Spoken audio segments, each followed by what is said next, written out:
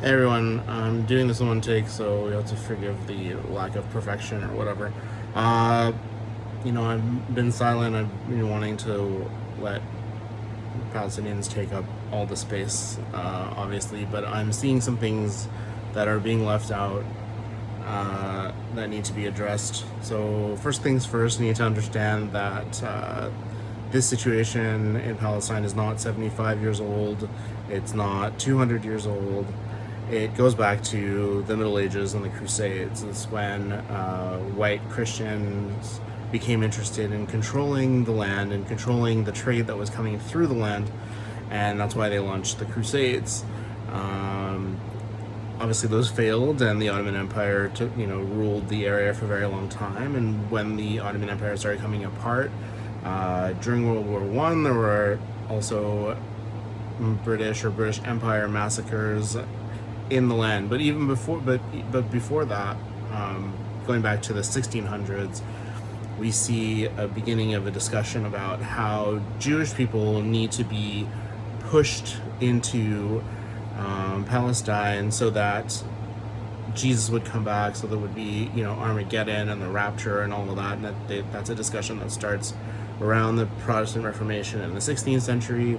This is something that is also carried over by the first Americans, right? The British that went over and colonized Turtle Island also hold this belief. And, it ebbs and flows for a while, but it starts picking back up at the beginning of the 19th century, so even before Herzl was born.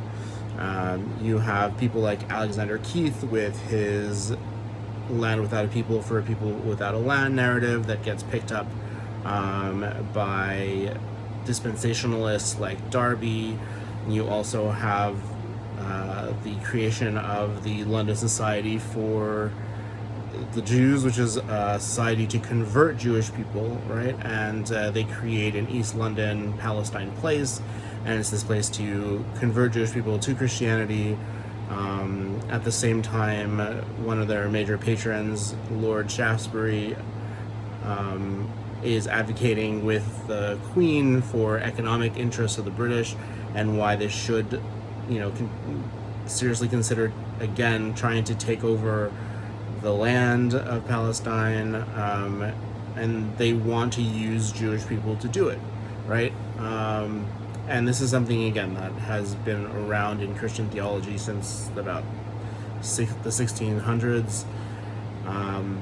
And so it's very strange to me that people don't question this idea that the mighty British Empire said to themselves, oh, look, there's this Jewish Hungarian journalist that wrote a book. So, yeah, we're going to give him the land. That makes sense. The land that we've been trying to, control since the Middle Ages, the land that's so important to us, we're definitely just going to, give it to Jewish people because we've been so good to Jewish people, right? That's the thing is, do people really think, first, that they rolled over and just said, oh, yeah, let's give this Jew this land, right? Do they really think that centuries upon centuries of anti-Semitism just disappeared after the Holocaust, and they were like, oh, we feel so sorry for all the centuries of anti-Semitism that we've put you through, so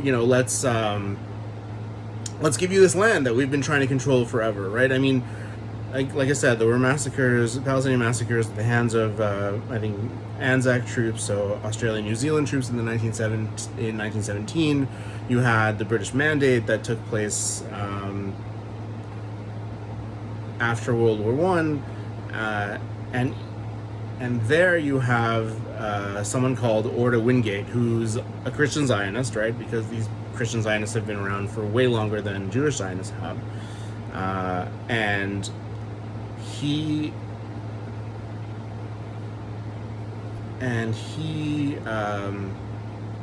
really believed that Zionism, that the state of Israel had to exist. He really believed in Zionism. And he was also a brutal military British officer. He trained Jewish militias. They had something called the Special Night Squads, and it was to put down Palestinian resistance in 1938, so 10 years before the war is formed. And the generals of the Nakba actually credit him with teaching them everything that they knew. They didn't know anything before then, and he really brought the brutality of British colonialism into that. And he even has a monument outside of the Ministry of Defence in the UK that credit him with the formation of the IDF, or the IOF as we call it. And that hasn't stopped. I mean, if you look, there's a massive amount, there's about 70 million Christian Zionists in the US alone. That coupled with military interests, right? I mean, the US is most highly subsidized industry is the military and industrial complex. And so groups like Christians United for Israel, who are actually behind the embassy move when Trump moved it, and also the reason for that weird picture that he went and took with the Bible, there's a massive influence. Christian Zionism and Christian anti-Semitism go hand in hand, and they're not a support of Judaism. They're not a factor, a result of Jewish guilt or anything like that. It's the same thing. They want Jews out of every place that Christians are, and they want to control the land, and they want to bring back their Jesus for, their version of Jesus, the whitewashed Jesus, for their death cult, right? Like they want everyone to die or go up to heaven with Jesus, right? Like either you die in Armageddon in the massive war, or you convert and you see the light and you get saved, or you go to hell forever, right? So that's really where all of this is coming from, and that's why the US and so much of the West is supporting this Zionist state, and it's also why this state shouldn't exist. I mean, some Jewish people are indigenous to the land of Israel. Not all of them are, and that's a very co-opted claim. Right? Colonizers just co-opt everything all the time, and you could say that it is a place that Jewish people can live, but that doesn't require a fascist state, right? Like a Christian-backed state. And also, if you look at the West Bank, there's a lot of manual labor that's being volunteered by Christians. There's a lot of money that comes in to the state of Israel through Christian tourism, but also through Christian advocacy. I mean, so that hasn't changed. They want to put a Jewish face on this, and yes, absolutely, there are Jews who have bought into this, and I'm very troubled by it, because they've really been convinced. And I grew up Zionist. I went to Zionist schools. I was brainwashed, and it took me an enormous amount of this research that I just shared with you to get through and understand that everything that I was taught was wrong, and that Zionism is inherently anti-Semitic. So we can live there, we can coexist, and there are ways that we can figure out how to do that, but it's never going to be with this genocidal fascist state. And again, Zionism is inherently anti-Semitic, and it's because it's a Christian project and always has been. Hope that helps.